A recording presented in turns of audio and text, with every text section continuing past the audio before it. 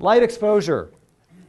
I'm going to tell you about the fastest known antidepressant response that you can get this side of ketamine, which is, we're not going to talk about a whole lot. Anybody, how many of you saw the news last year about ketamine, which is a street drug that when they injected intravenously to a point where they basically had surgical anesthesia with depressed individuals, they could get, for some of them, an antidepressant response within 24 hours? I don't recommend it, by the way. So assuming, we're not going that route, light therapy is profoundly antidepressant. And when somebody takes a medication like, what are some of the best sellers right now? Effexor, Lexapro, Cymbalta. You guys could tell me lots of others. Thank you very much. Wellbutrin. I mean, we could, have a list of about 15. When you take an antidepressant medication, you're typically told, if you're told accurately, this will take 3 to 6 weeks to kick in, right? Bright light therapy, when it has an effect, typically has an effect that's discernible initially within 5 to 7 days. 5 to 7 days. This is particularly interesting and important this time of the year. Why? Because 1 out of 3 Americans experience at least some symptoms of depression during the cold, cloudy, dark, gloomy days of winter. 1 out of 3 Americans experience at least some clinically significant symptoms of depression. Why? What is it about light? What is it about bright light in particular that affects our ability to function, that affects our mood, that affects our energy? Well, before we answer that question, I need to point out something that you may not have known, which is if you look at this light meter here, this is, by the way, the units are lux, L-U-X. What you'll see is that indoor light ranges down on this end of the continuum, and outdoor light, especially on a clear sunny day, is on this side. Let me put it to you in the simplest possible terms. As bright as it is in here with these floodlights, if I were to step outside on a sunny afternoon, it would be 100 to 1,000 times brighter. Indoor lighting at its brightest is no match for outdoor lighting. And get this, our ancestors for hundreds of thousands of years were outdoors all the time. Their brains were wired with the expectation that their eyes are going to be getting very bright light from sunup to sundown. Now this gets really interesting. Why? Because your body clock is not very accurate. Your body clock is not a Rolex. It's not even a Timex. It's like, a Timex that's been left outside for a couple months, and the body clock on average is off by about an hour a day. If you're left in a cave somewhere where you have no external cues, your body clock starts to drift by an hour, sometimes 2 hours, every 24-hour period. You cannot keep your biological rhythms in sync without what? A daily dose of bright light. How big a dose? Circadian cue, come back. Circadian cue, 2,500 lux. The brightest indoor light, 500 lux. In other words, at least 5 times brighter than anything you're going to get inside. What does that mean? Get outside, yeah. During the short, cold, cloudy days of winter, many Americans do not get their body clock reset. What does that mean? Their circadian rhythms start to drift. Their sleep starts to suffer. Their hormonal levels are out of balance. Their energy starts to sag. Their appetite starts to go crazy. They start craving carbs. They start wanting to hibernate. But wait, it gets better. You have specialized light receptors in the back of your eye. Do you remember the part of the eye called the retina? When you were back in school and you learned the retina has 2 kinds of light receptors, rods and cones, right? Remember? Rods for light and dark and cones for color. They lied. You have a third type just for the brightness of light. And those light receptors have a broadband connection right to the center of the brain where your body clock is, but it gets even better. Also to circuits that regulate your energy level, that use dopamine, that have special connection to the reward circuits in the brain, and other circuits that use serotonin. Bright light changes brain function. It changes neurochemistry.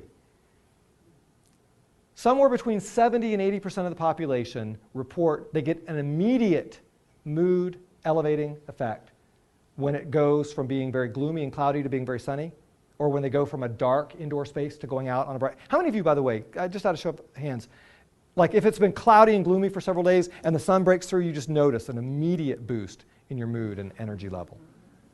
Yeah, most of us here. We need bright light.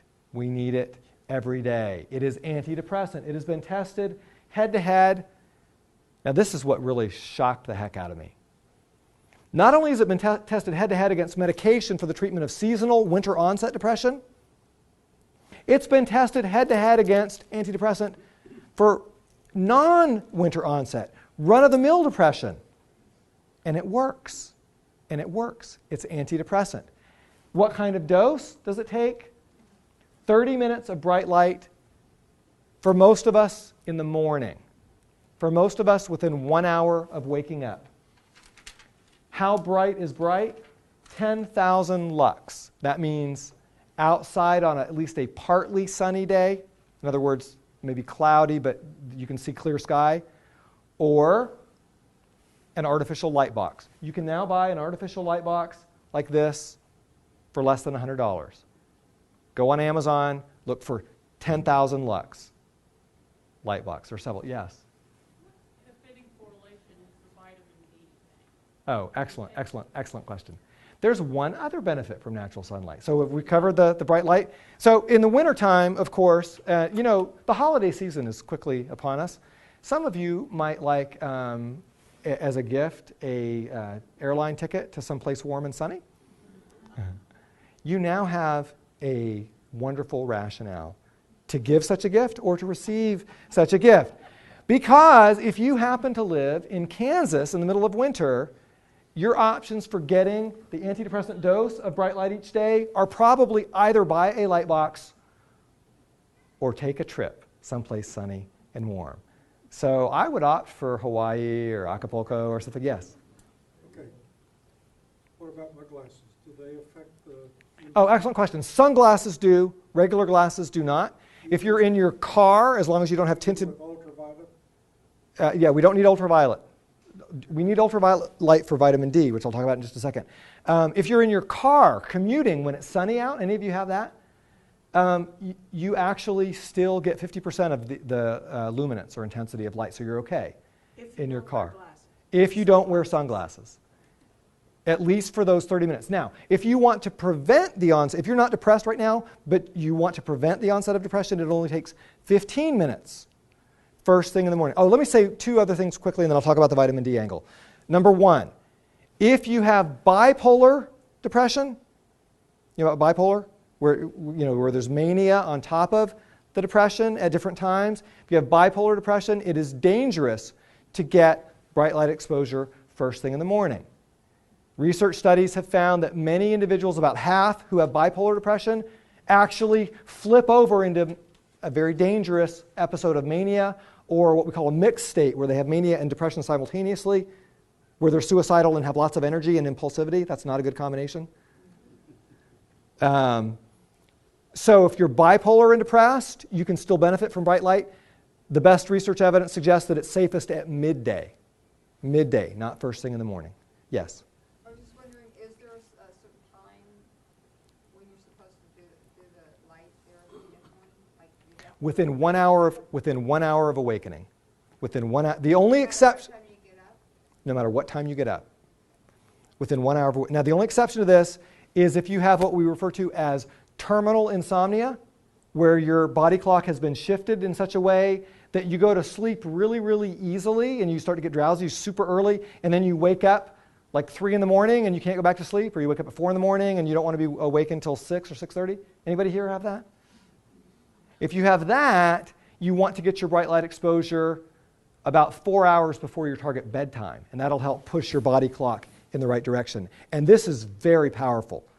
My wife had somebody that she worked with who for 10 years had been waking up at between 2:30 and 3 in the morning for 10 years. She tried multiple meds. She tried everything. Nothing helped. I said, honey, we need to give her we have our own light box at home. Let's give her our light box. We're not using it right now.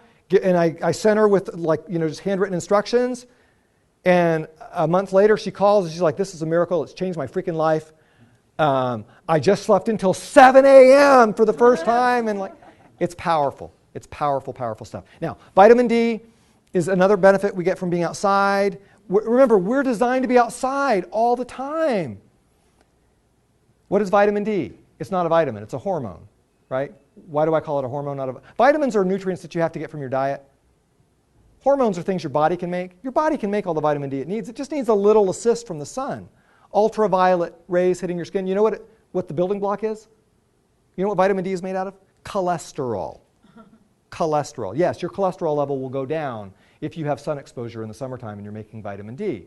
Now, the average American is deficient in vitamin D over the winter. In fact, many Americans are deficient in the summertime as well because they love their dermatologist, and the dermatologist says slather yourself with SPF 5000, all the time. And by the way, as we age, as we get older, we lose our efficiency in making vitamin D. So older Americans are more likely to be deficient than younger Americans. What can you do? Well, vitamin D is anti-inflammatory. If it's anti-inflammatory, then it's probably antidepressant. Yes, the evidence suggests that it probably is, because vitamin D deficiency is a big risk factor for depression. So I would suggest, as we do with the patients in our protocol, that you also consider talking with your doctor about supplementing with vitamin D as well. Great question. All right.